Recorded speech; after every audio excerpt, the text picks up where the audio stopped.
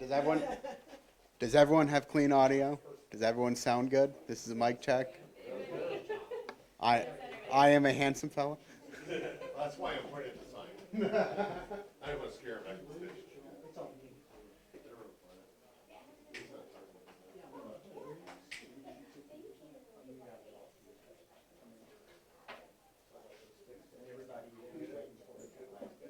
Yeah, I'm not moving around much. I'm gonna set it and step away.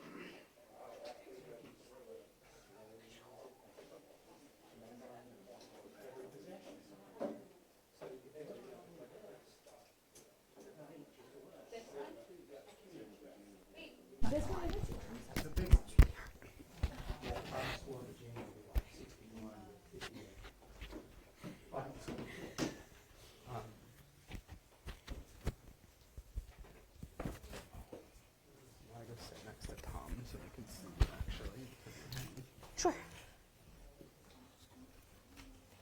Is that okay? I'm sorry, I'm gonna duck under you. What? I'm sorry. No, I'm kidding. I actually don't even have to duck. Come on through. Anybody on? You ain't got I'm gonna sit next to you. It's okay. Just so you know. I just wanted you to know that before you started talking or something. That's all I need with what I come out of. Please do.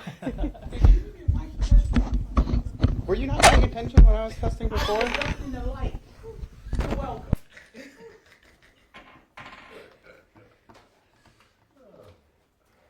Y'all having too much fun. It's all love. Crystal, we spent too much time together the past month. Yeah, exactly.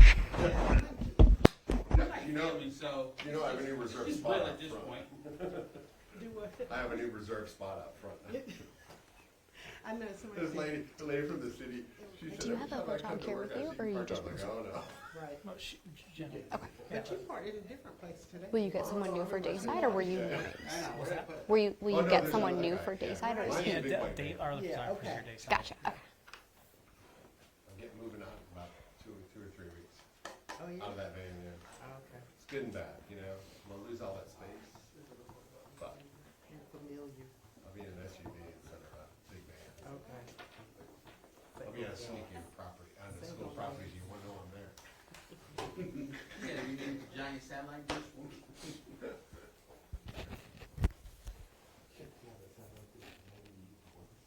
Yeah.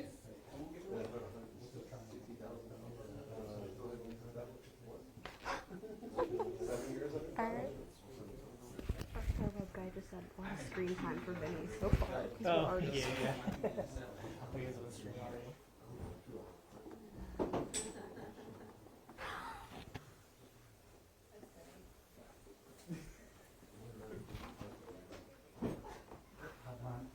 better him than me. This is actually the first time we really covered DPS. Oh, really? Yeah, we're like reporters on it like every day. We was like the same thing. Yeah. I feel like I'm in school. I know, right? Yeah. It's got to be a group project. It'll be terrible. Like the problem chit chat table.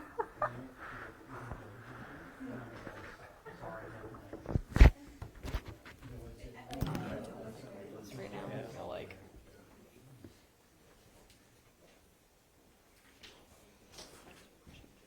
You know. They gotta get the shot of you asking the question. I'm probably gonna be like, And be like, you really want to use that? You can sit at a table if you want.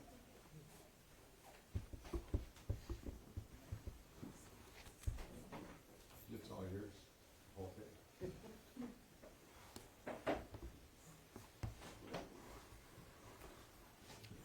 sure you don't sit on the table. They tip. I saw that. You know, they needed it twice today. Like it fell once and then he sat back down on it. Just from like you from leaning on it or They, like a full set?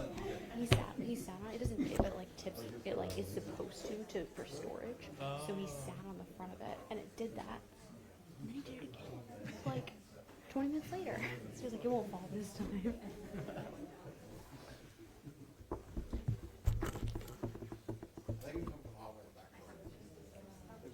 Have you been on this like every day since you're like Durham based?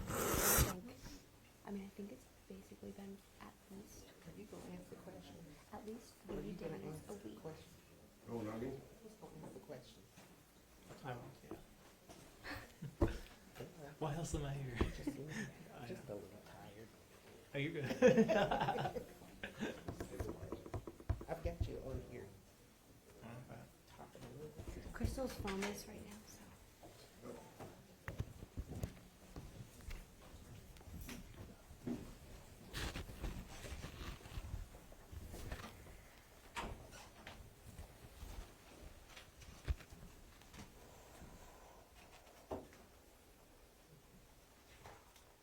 Good morning. I'm Sheena Cooper, Senior Executive Director, Public Affairs for Durham Public Schools. Thank you for being here today.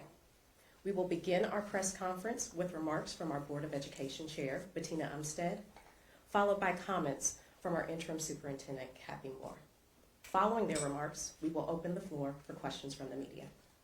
Chair Umstead. Thank you, Ms. Cooper. Good morning, everyone. This has been a challenging few weeks for Durham Public Schools. It's extremely difficult, but I know that we'll get through it. One of the reasons why I love Durham is we look our problems straight in the face and we figure out how to tackle them together.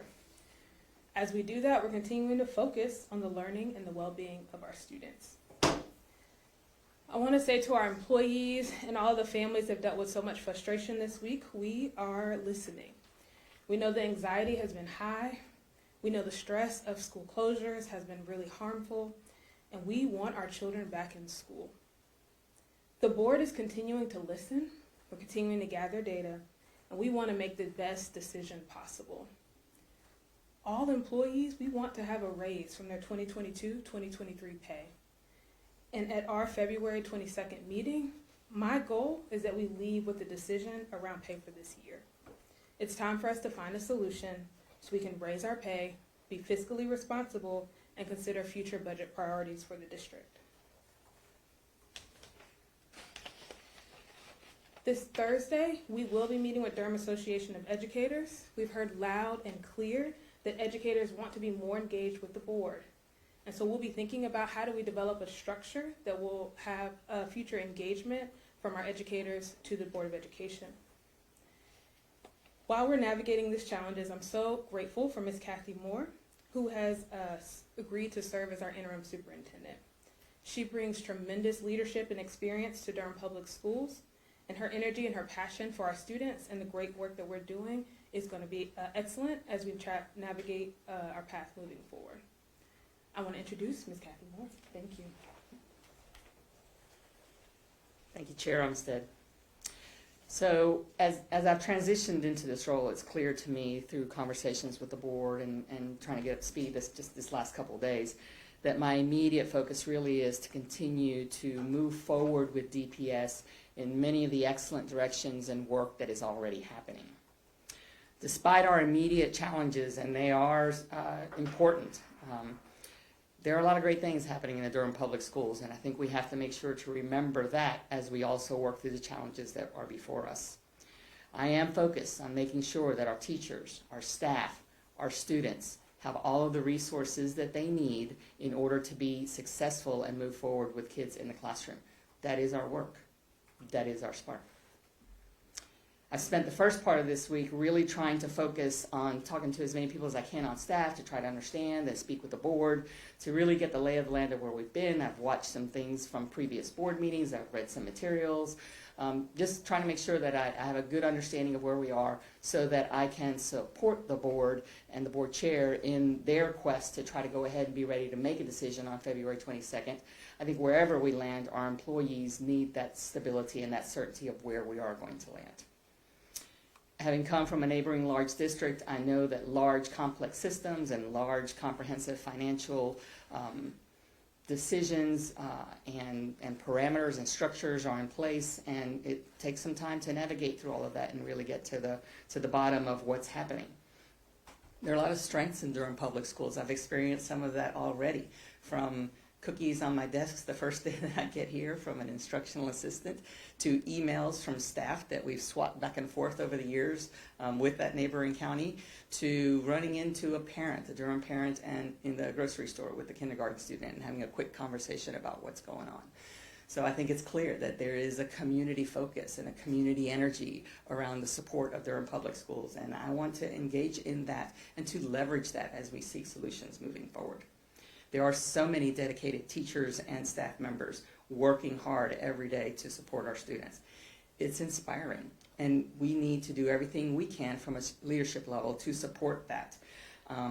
And to reiterate what the chair said, the one thing that I've heard most from folks that I've talked about is we need our kids in schools. I had several of those emails waiting for me that were sent before I even knew I had email. And so, and I forwarded those to staff so that we can all see what's going on and what kind of feedback we're getting. It's important for that feedback to be shared. It's important also to note that our primary responsibilities and our biggest resources are people and our funds. We need to take care of our people, and we need to be fiscally responsible with our funding. Those are priorities that go hand in hand. The challenges that Durham is facing with regards to increasing compensation, not just for classified staff, but for certified staff as well, is not a unique challenge. This is a challenge that public school districts across this country and in North Carolina face. And finding those financial resources to recruit and retain top talent from top to bottom, as well as working within fixed resources, is a challenge. And we have to make sure that we are doing both. So I think it's important to also remember that the current situation that we are in, with its challenges, with the messaging, the disappointment, and the frustration that people feel, came from an attempt to squarely head into what is needed, what's the compensation that we want to provide for our staff, how do we become market competitive. And I think remembering that that's where this started, notwithstanding messaging and implementation problems that we've had, is where we need to remain grounded, because we've got to come out on the other side of this continuing to be committed to the implementation changes that are needed in order to fund those compensation changes. And this is not a 1 year or a 1 moment solution. This is a journey, and it will take several years to get to where we need to get. And that goal line will probably change frequently, because what it takes to have a competitive salary and what a living wage look like does not remain static either. All of our employees are critical to our success, and the ones that are the focus and the part of this current situation that we're getting through, our classified staff, clearly are the staff that are on, many of them are on the lower end of that pay scale. And so what a market or competitive or living wage looks like for them is important, and they are critical to our success with our students in our schools. As I mentioned earlier, this is not just a DPS issue. Looking at what's happening coming forward with funding, there are a lot of places that we need support and help beyond just DPS and our local commissioners and our communities. There's a statewide obligation to fund staff in schools. We know that funding for public schools from the statewide perspective has not kept the pace that it needs to in order for us to be competitive. That is a place that we need to continue to turn and advocate for the resources that are needed for our schools. We also know that interim temporary pandemic relief funds are coming to an end at the beginning of the next school year, and that's something that we have to pay attention to as well that will have an impact. So there are a number of things that play here. And we want to make sure that we are rebounding from the pandemic, that we are preparing for fiscal transitions that are happening, and that we continue to keep our eye on what it means to support all of our staff and our students as we move forward. And that includes compensation, absolutely. My focus, as I conclude, is really to reiterate that I am here to support the school board as it works to resolve issues, to be that bridge between understanding what staff information can be provided, what community stakeholder feedback is regarding this work with our classified employees. And so supporting that school board in the directives that they give is really important. We need to work with our county commissioners, speak with the county manager so that we understand priorities, not just for how we get through the situation that we're in right now, but how we prepare for moving forward beyond this year, because we've got a budget presentation coming up for 24-25 in the next month or two. And we also need to continue to collaborate with our stakeholders to continue the important work of the Durham Public School system and to continue to support our students. That's it for me. I'll turn it back over to questions now.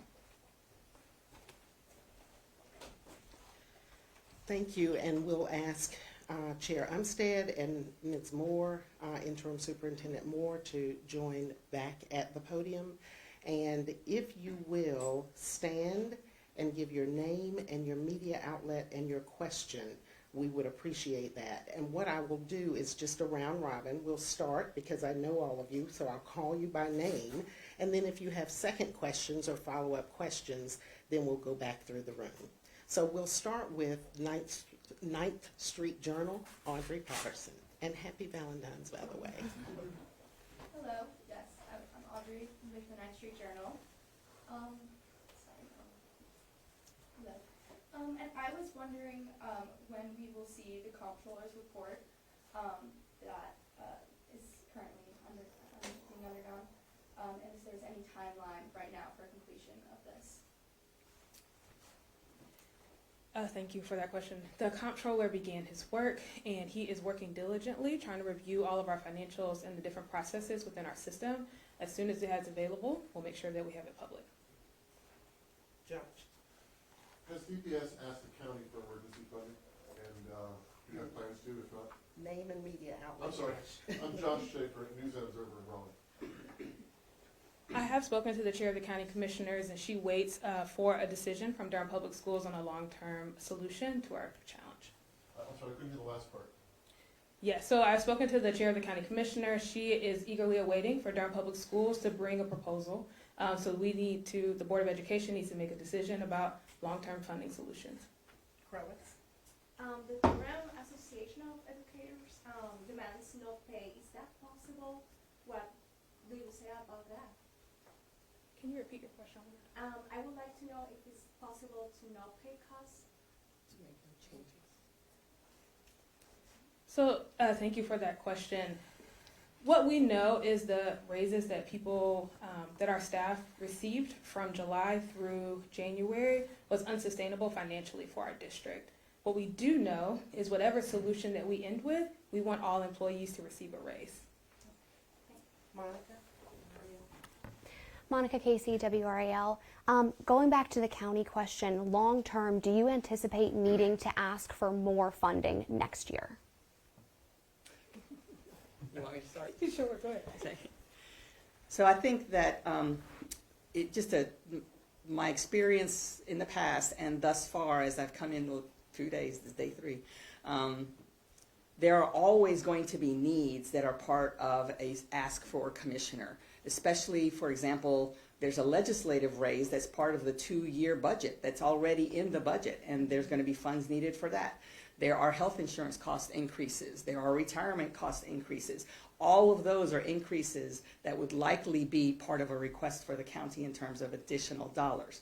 And then folded into that would be the priorities that the board will determine, hopefully in discussions in the near future, around other locally funded needs, whether that be raises for classified staff or certified staff, outside of the things that are already legislatively required.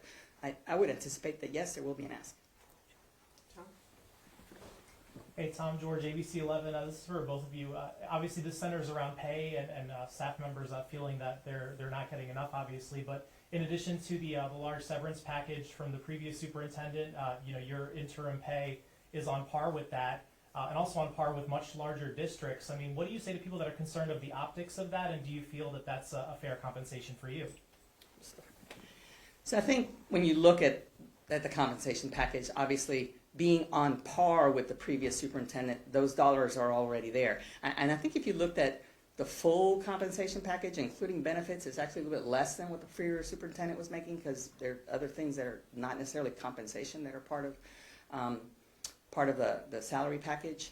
And so I think I think the dollars are there. That's a discussion with the board, and we arrived at something that was doable and commensurate with what the previous superintendent was doing. I think that would be expected. Evan? Evan Series, Spectrum News. This question is for Catty. So, you mentioned that you were, of course, at Wake County for several years, and you dealt with large structures like this. Is there anything comparable that you had to deal with in your time in Wake County that is similar in scale to this, and maybe you can use going forward? And then a second question is, right now you have the interim tag. Do you plan to be here long term? No, I will not be here long term. I'll start backwards. This is a short-term gig. My role really here is to deal with the day-to-day issues that are important, that are necessary, guided by the board as they prepare to hire the next superintendent. And they will be preparing to hire the next superintendent. And with regards to my previous experience with issues, I think that one thing I can say is that my previous district, we were, and I'm not sure if we've fully caught up, they have fully caught up yet, behind in compensation for classified staff with regards to what Durham was paying. Durham has been paying more per hour to classified staff than the district that I was in. And so there was a lot of work in the last few years in that district to raise compensation. And looking for how you do that and how you plan over multiple years to do that, I think will help me as I look to figure out what the options are here that we can present to the board for doing that work here even further moving forward. Liz?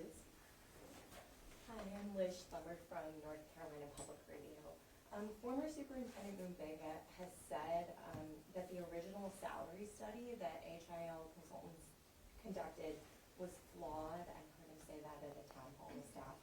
Are there any flaws that you've identified in the salary study itself, apart from its implementation or it being over budget? It's an excellent question. The more we continue to understand each individual within the salary study, the more questions that have arisen. And so I think we need to take a step back and evaluate that whole compensation study, evaluate different categories of employees and where they fall in different grades to have a better sense of, is the study what we need for Durham Public Schools? Haley? Haley Fixer, CBS 17. We've talked about kids have been out of school for several days. What is the plan to make up these days and any future disruptions? Is it going to be taking away spring break, Saturday classes? What's the plan?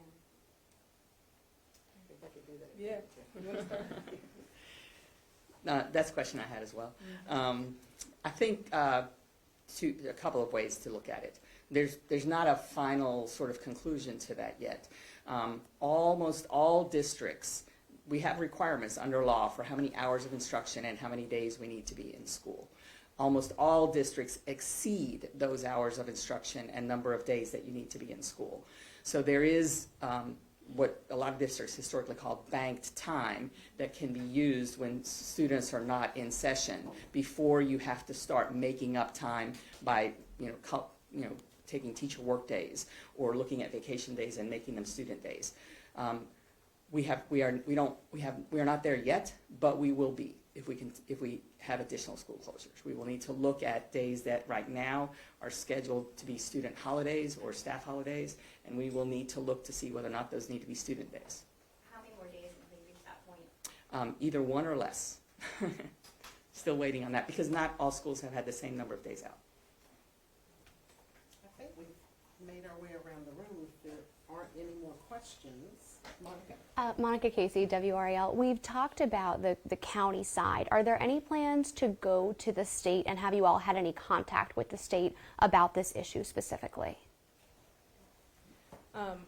As Ms. Moore so eloquently said in her comments earlier, we know that the state has not funded public education in the way that it should. And so all of the energy that in Durham is excited to go to the state and advocate for a state budget that fully funds public schools, that fully funds Leandro to make sure that our employees can be paid what they deserve, that's certified and classified employees, and that our school systems have what they need to thrive. We know that public education is crucial, it's vital to the success of our state, and we have to take that energy to the state of North Carolina in this budget season. Liz Schlemmer, WUNC. How were you able to calm some of the walkouts from transportation staff? It looked like that was a relatively small number of staff that wasn't called by DAE. So was there anything that the school district did to calm that? And what would you do if there were other sort of small scale walkouts like that in the future that could threaten a school day? We have had many conversations with our employees. I had some conversations this weekend with employees to understand the needs and the concerns that they have. And the goal is through these continued conversations and proposing solutions that we hopefully don't see any more walkouts. Josh, and then Audrey. It's related. I'm Josh Schaefer, News and Observer. I was going to ask if we know specifically what transportation workers want, not being part of the educators union. That's an excellent question. Our transportation folks want raises, right? And so the conversation is, what does that look like for them? So many of them have dedicated so much time to Durham Public Schools, whether starting as a bus monitor and now being in positions of management, right? So all of them have had conversations around what does this raise look like for us, and been really clear about what they want to see. I think we'll take this one last question from the 9th Street Journal. Yes, Audrey Patterson, 9th Street Journal. So we're aware of the former superintendent's severance pay, but we're wondering, did the CFO receive severance pay as well, and how much? So that would be a personnel matter, and we're not allowed to discuss those. Thank you. I'm sorry, Evan did have one last I just question. have one more question for you, Superintendent Moore. You said this is something that won't take just one moment, 1 year. This will be a long process. But then you have someone like Governor Cooper saying yesterday or the day before that there needs to be a solution right now. How do you kind of respond to that? Well, so I can say yes, both and. Because there are immediate steps that can be taken across the state of North Carolina to ensure that all of our employees at all levels are being provided a competitive wage. But that is always going to be an iterative process because markets change, living wages change, and so you're always going to have to be doing that work and studying and keeping up to where things need to be. We are a public entity that's funded through public dollars, and so how we respond to sometimes what's happening in the corporate and business world as well, because we're all in the same pool for our employees, is important, and so we have to pay attention to that. So I would say yes and for both. This concludes our press conference this morning. Thank you. I